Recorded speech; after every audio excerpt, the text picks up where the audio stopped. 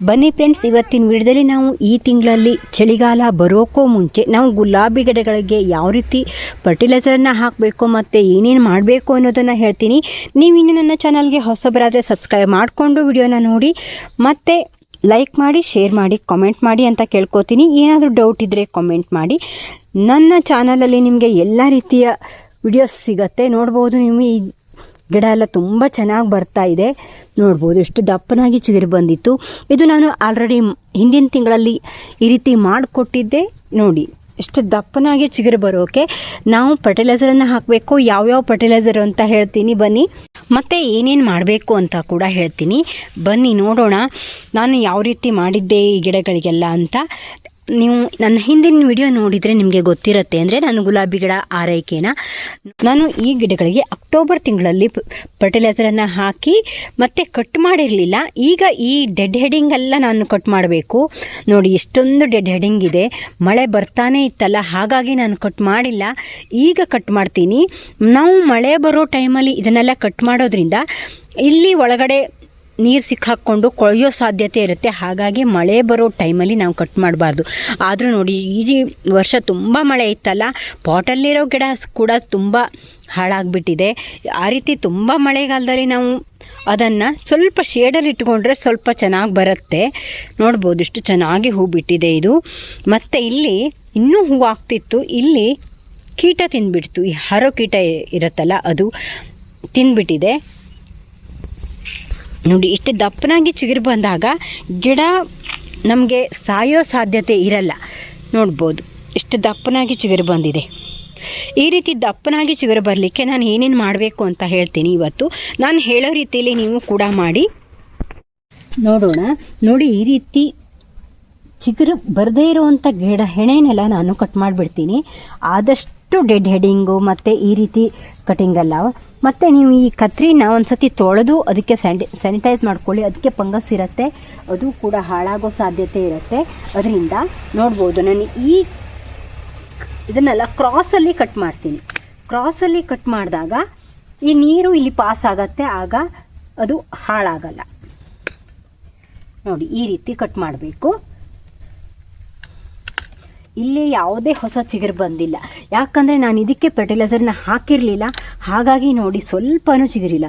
ಈ ಹೊಸ ಚಿಗುರನ್ನು ಹಾಗೆ ಬಿಡ್ತೀನಿ, ಯಾಕಂದರೆ ತುಂಬ ಕಟ್ ಮಾಡೋದ್ರಿಂದ ಕೂಡ ಗಿಡ ಹಾಳಾಗಿಬಿಡತ್ತೆ. ಹಾಗಾಗಿ ನೋಡಿ ಇಲ್ಲೆಲ್ಲ ನಾನು ಇದನ್ನು ಕಟ್ ಮಾಡಿಬಿಡ್ತೀನಿ. ಈ ರೀತಿ ಕಟ್ ಮಾಡಿ, ಈ ಟೈಮಲ್ಲಿ ನೀವು ಕಟ್ ಮಾಡಿ. ತುಂಬ ಚಳಿ ಬೀಳ್ತಾ ಇಲ್ಲ. ಈಗ ತುಂಬ ಚಳಿ ಬರೋ ಟೈಮಲ್ಲಿ ನಾವು ಇದನ್ನು ಕಟ್ ಮಾಡಿದರೆ ಗಿಡ ಹಾಳಾಗೋ ಸಾಧ್ಯತೆ ಇರುತ್ತೆ. ಹಾಗಾಗಿ ಈಗಲೇ ನಾವು ಈ ಕೆಲಸವನ್ನೆಲ್ಲ ಮಾಡ್ಕೋಬೇಕು. ಆಮೇಲೆ ನಮಗೆ ವರ್ಷ ಪೂರ್ತಿ ಈ ಗಿಡದಲ್ಲಿ ಹೂ ಬಿಡುತ್ತೆ. ನಾವು ಫರ್ಟಿಲೈಸರ್ನ ಮಾತ್ರ ಹಾಕ್ತಾ ಬಂದರೆ ಸಾಕಾಗತ್ತೆ, ಮತ್ತು ನಾವು ಲಿಕ್ವಿಡನ್ನು ಹಾಕ್ತಾ ಇರಬೇಕಾಗತ್ತೆ. ನಾವು 2 ತಿಂಗಳಿಗೆ ಒಂದು ಸಾರಿ ಈ ಗುಲಾಬಿ ಗಿಡಕ್ಕೆ ಡ್ರೈ ಫರ್ಟಿಲೈಸರ್ನ ಹಾಕ್ಕೊಟ್ರೆ ತುಂಬ ಚೆನ್ನಾಗಿ ಹೂ ಬಿಡುತ್ತೆ, ಹೊಸ ಚಿಗುರು ಬರುತ್ತೆ. ವಾರಕ್ಕೆ ಒಂದು ಸಾರಿ ಈ ಟೀ ಮಾಡಿ ಸೋಸಿರೋವಂಥ ಟೀ ಪುಡಿನ ಹಾಕ್ತಾ ಬನ್ನಿ, ಆಗ ಗಿಡ ತುಂಬ ಹೆಲ್ದಿಯಾಗಿ ಬರುತ್ತೆ. ನೋಡಿ ಈ ರೀತಿ ನಾನು ಅದರ ಕಟ್ ಮಾಡ್ತೀನಿ. ಹಾಗೆ ನೀವು ಈ ಕಟಿಂಗ್ ಹಾಕ್ಕೊಳ್ಳಿ, ಅಂದರೆ ನೆಟ್ಕೊಳ್ಳಿ, ಮತ್ತೊಂದು ಗಿಡಗಳನ್ನು ಮಾಡ್ಕೋಬಹುದು. ನೀವು ಬೇಕಾದರೆ ಈ ಎಲೆಗಳನ್ನು ಕೂಡ ತೆಗಿಬೋದು. ಇಷ್ಟು ತೆಗಿತೀನಿ. ಆಮೇಲೆ ನಾವು ಇದನ್ನು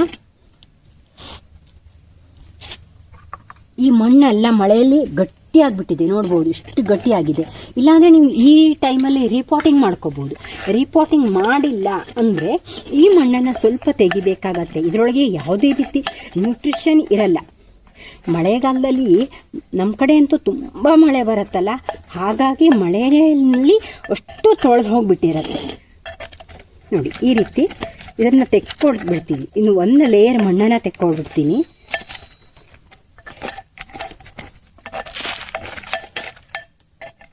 ನೋಡಿ ಈ ರೀತಿ ಮಣ್ಣನ್ನು ಕೆದಕೊಂಡು ನೀವು ಪಾಟಲ್ಲಿ ಸ್ವಲ್ಪ ಕಡಿಮೆ ಇದೆ ಅಂತಾದರೆ ಹೀಗೆ ಮಣ್ಣನ್ನು ಹಾಕ್ಬೋದು, ಪಾಟಿಂಗ್ ಮಿಕ್ಸ್ನ ಹಾಕ್ಕೋಬೋದು, ಗೊಬ್ಬರವನ್ನು ಹಾಕಿ. ಇಲ್ಲ ನೋಡ್ಬೋದು ನಾನು ಇದಿಷ್ಟನ್ನು ತೆಗೆದು ಬಿಡ್ತೀನಿ. ಆಮೇಲೆ ಬೇಕಾದರೆ ಮೇಲುಗಡೆಯಿಂದ ಇದನ್ನು ಹಾಕ್ಕೊಡ್ಬೋದು. ನೋಡಿ ಈ ರೀತಿ ಕಳೆಗಳನ್ನೆಲ್ಲ ತೆಕ್ಕೊಬಿಡಿ. ನೋಡಿ ಇಷ್ಟು ಬೇರು ಕಾಣೋವರೆಗೆ ನಾನು ಇದನ್ನು ತೆಗೆದು ಬಿಡ್ತೀನಿ ಮಣ್ಣನ್ನು. ನೋಡಿ ಇದು ಎಲ್ಲ ಎಷ್ಟು ಗಟ್ಟಿಯಾಗಿದೆ ಅಂತ ನೋಡಿ. ಈ ರೀತಿ ಮಣ್ಣನ್ನು ಲೂಸ್ ಮಾಡಿ, ಆದಷ್ಟು ಈ ಪಾಟಿನ ಸೈಡಲ್ಲಿ ಈ ರೀತಿ ಲೂಸ್ ಮಾಡಿ. ಅದಿಲ್ಲ ಅಂದರೆ ನಾವು ನೀರು ಹಾಕಿರೋದು ಇಳಿದು ಹೋಗಲ್ಲ, ಮತ್ತೆ ಗಿಡ ಹಾಳಾಗಿಬಿಡತ್ತೆ ಗಟ್ಟಿಯಾದರೆ. ಈ ರೀತಿ ಮಣ್ಣು ಗಟ್ಟಿಯಾದರೆ ಎಷ್ಟು ಮಣ್ಣು ಲೂಸ್ ಇರುತ್ತೋ ಅಷ್ಟು ಚೆನ್ನಾಗಿ ನಾವು ಹಾಕಿರೋವಂಥ ಫರ್ಟಿಲೈಸರ್ ಎಲ್ಲ ಅದು ಅಬ್ಸರ್ವ್ ಮಾಡ್ಕೊಳ್ಳುತ್ತೆ. ನೋಡಿ ಈ ರೀತಿ ಸೈಡಲ್ಲಿ ಈ ರೀತಿ ಹಾಕಿ ಲೂಸ್ ಮಾಡಿ. ನಾವು ಹಾಕಿರೋವಂಥ ನೀರು ಅಥವಾ ಫರ್ಟಿಲೈಸರ್ ಕೆಳಗಡೆವರೆಗೂ ಹೋಗೋಕ್ಕೆ ಈ ರೀತಿ ಮಾಡಬೇಕಾಗತ್ತೆ. ನೋಡಿ ಈ ರೀತಿ ಸ್ವಲ್ಪ ಗಿಡದ ಬುಡದಲ್ಲಿ ಮಾಡೋಕ್ಕೆ ಹೋಗಬೇಡಿ, ಪಾಟಿನ ಸೈಡಲ್ಲಿ ಮಾಡಿ. ಈ ರೀತಿ ಮಣ್ಣನ್ನು ಲೂಸ್ ಮಾಡ್ತೀನಿ. ಆಮೇಲೆ ಇದಕ್ಕೆ ಫರ್ಟಿಲೈಸರನ್ನು ಹಾಕಬೇಕು ನಾವು. ನೋಡಿ ಫ್ರೆಂಡ್ಸ್, ಇದು ಟೀ ಮಾಡಿ ಸೋಸಿರೋವಂಥ ಟೀ ಪುಡಿನ ನಾನು ಇಷ್ಟು ತೊಗೊಂಡಿದ್ದೀನಿ. ಒಂದು ಪಾಟಿಗೆ ಇದಿಷ್ಟನ್ನು ಹಾಕಿ, ಆಗ ನಮ್ಮ ಗಿಡಕ್ಕೆ ನೈಟ್ರೋಜನ್ ಹೆಚ್ಚಾಗಿ ಸಿಗತ್ತೆ. ನಾವು ಈ ರೀತಿ ಕಟ್ ಮಾಡಿದಾಗ ನೈಟ್ರೋಜನ್ ಹೆಚ್ಚಿರುವಂಥ ಫರ್ಟಿಲೈಸರನ್ನು ಹಾಕಬೇಕು, ಆಗ ಗಿಡ ಹೊಸ ಚಿಗುರು ಬರಲಿಕ್ಕೆ ಹೆಲ್ಪ್ ಆಗುತ್ತೆ. ನಾನು ಇದಿಷ್ಟನ್ನು ಇದಕ್ಕೆ ಹಾಕ್ತೀನಿ, ಸ್ವಲ್ಪ ಸುತ್ತ ಹಾಕ್ತೀನಿ. ನೋಡ್ಬೋದು ನಾನಿಲ್ಲಿ 1 ಕಪ್ ಆಗುವಷ್ಟು ಟೀ ಪುಡಿನ ತಗೊಂಡಿದ್ದೀನಿ. ನೀವು 2 ದಿವಸ ಹಾಗೆ ಇಟ್ಕೊಂಡು ಆಮೇಲೆ ಕೂಡ ಹಾಕಿ ನೋಡಿ. ಈ ರೀತಿ ಹಾಕ್ತೀನಿ. ಆಮೇಲೆ ನಾವು ಇಲ್ಲಿ ಬೇರೆನೆಲ್ಲ ಲೂಸ್ ಮಾಡಿರ್ತೀವಲ್ಲ, ಹಾಗಾಗಿ ಅದು ಆ ಶಾಕಿಂದ ಹೊರಗೆ ಬರಲಿಕ್ಕೆ ಎಪ್ಸಮ್ ಸಾಲ್ಟನ್ನು ಹಾಕ್ತೀನಿ. ನೋಡಿ ಎಪ್ಸಮ್ ಸಾಲ್ಟ್ ಇಷ್ಟನ್ನು ಹಾಕ್ತೀನಿ 1 ಪಾಟಿಗೆ. ನೋಡ್ಬೋದು ಇಷ್ಟು ಎಪ್ಸಮ್ ಸಾಲ್ಟನ್ನು ಹಾಕಿದ್ದೀನಿ. ಮಣ್ಣಿನ pH ಲೆವೆಲ್ ಚೆನ್ನಾಗಿ ಬರಲಿಕ್ಕೆ ನಾವು ಸುಣ್ಣನ ಹಾಕಬೇಕು. ಸುಣ್ಣ ನೋಡಿ, ಇದಕ್ಕೆ ನಮಗೆ ಆನ್ಲೈನಲ್ಲಿ ಸಿಗತ್ತೆ ಸುಣ್ಣ. ಇದು ಸುಣ್ಣ. ಮಣ್ಣಿನ pH ಲೆವೆಲ್ ಹಾಳಾಗಿಬಿಟ್ಟಿರುತ್ತೆ ಈ ಮಳೆಯಲ್ಲಿ, ಹಾಗಾಗಿ ಈ ಸುಣ್ಣ ಕೂಡ ಈ ರೀತಿ ಹಾಕಬೇಕಾಗತ್ತೆ. ನೋಡಿ ಈ ಸುಣ್ಣ ಕೂಡ ಈ ರೀತಿ ಹಾಕ್ತೀನಿ. ನಾವು ಈ ರೀತಿ ಡ್ರೈ ಗೊಬ್ಬರನ ಈ ರೀತಿ ಸೈಡಲ್ಲಿ ಹಾಕೋದ್ರಿಂದ ನಾವು ನೀರು ಹಾಕ್ತೀವಲ್ಲ ಡೈಲಿ, ಆಗ ಅದು ಅಬ್ಸರ್ವ್ ಮಾಡ್ಕೊಳ್ಳುತ್ತೆ. ಹಾಗೆ ನೋಡಿ ಮಣ್ಣಿಗೆಲ್ಲ ಫಂಗಸ್ ಆಗಬಾರ್ದು, ಇದರಲ್ಲೂ ಕೂಡ ಕ್ಯಾಲ್ಸಿಯಂ ಇರುತ್ತೆ. ಇದು ವುಡ್ ಆ್ಯಶ್ ಅಂದರೆ ಬೂದಿ. ಇದರಲ್ಲಿ ಕ್ಯಾಲ್ಸಿಯಂ, ನೈಟ್ರೋಜನ್, ಪೊಟ್ಯಾಷಿಯಮ್ ಎಲ್ಲ ಇರುತ್ತೆ, ಹಾಗಾಗಿ ಇದನ್ನು ಕೂಡ ಹಾಕಿದ್ದೀನಿ. ನೀವು ಬನಾನಾ ಪೀಲನ್ನು ಡ್ರೈ ಮಾಡಿಟ್ಕೊಂಡಿದ್ರೆ ಅದನ್ನು ಕೂಡ ಹಾಕಿ, ಇಲ್ಲಾಂದರೆ ಸಾಸಿವೆ ಹಿಂಡಿನ ಹಾಕಿ. ನಾನು ಒಂದೊಂದು ತಿಂಗಳಲ್ಲಿ ಒಂದೊಂದು ರೀತಿಯ ಫರ್ಟಿಲೈಸರನ್ನು ಹಾಕ್ತೀನಿ. ಈ ತಿಂಗಳಲ್ಲಿ ಇದಿಷ್ಟನ್ನು ಹಾಕಿದರೆ ಮುಂದಿನ ತಿಂಗಳಲ್ಲಿ ಬೇರೆ ಒಂದು ಕಂಟೆಂಟ್ ಇರುವಂಥ ಫರ್ಟಿಲೈಸರನ್ನು ಹಾಕಬೇಕು. ಆ ರೀತಿ ಹಾಕಿದಾಗ ತುಂಬ ಚೆನ್ನಾಗಿ ಬರುತ್ತೆ ಗಿಡಗಳು. ಹಾಗೆ ನೋಡಿ ನಾನಿಲ್ಲಿ ಇದು ಪಾಟಿಂಗ್ ಮಿಕ್ಸು, ನಾನು ಆಲಿನ್ ಒಂದಂಥ ಪಾಟಿಂಗ್ ಮಿಕ್ಸ್ನ ಮಾಡಿ ಇಟ್ಕೊಂಡಿರ್ತೀನಿ, ಅದನ್ನು ಈಗ ಹಾಕ್ತೀನಿ. ಈ ರೀತಿ ಹಾಕೋದ್ರಿಂದ ಗಿಡ ತುಂಬ ಚೆನ್ನಾಗಿ ಬರುತ್ತೆ.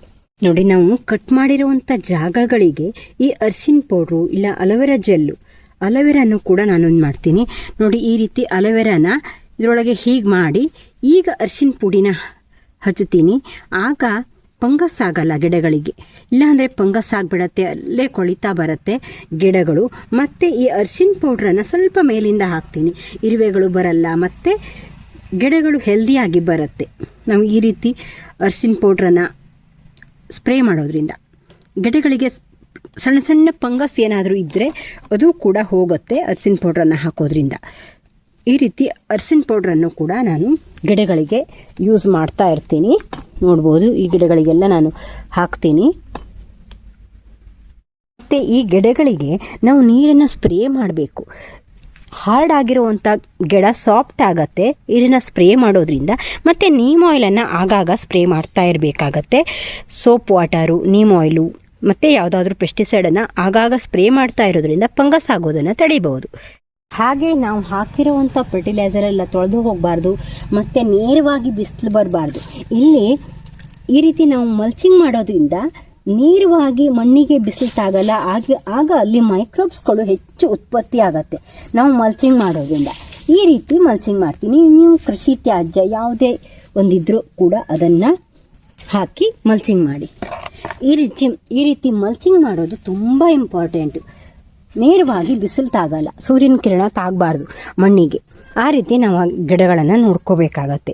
ಈ ರೀತಿ ಮಾಡಿ ನಿಮ್ಮ ಗಿಡ ಹೇಗೆ ಬಂತು ಅಂತ ಕಾಮೆಂಟ್ ಮಾಡಿ. ನನ್ನ ಗಿಡಗಳಂತೂ ತುಂಬ ಚೆನ್ನಾಗಿ ಬರುತ್ತೆ ನಾನು ಈ ರೀತಿ ಮಾಡೋದ್ರಿಂದ. ಈ ವಿಡಿಯೋ ಪೂರ್ತಿಯಾಗಿ ನೋಡಿದ್ದಕ್ಕೆ ಧನ್ಯವಾದ. Thank you for watching. Bye. ಮುಂದಿನ ವಿಡಿಯೋದಲ್ಲಿ ಸಿಗ್ತೀನಿ.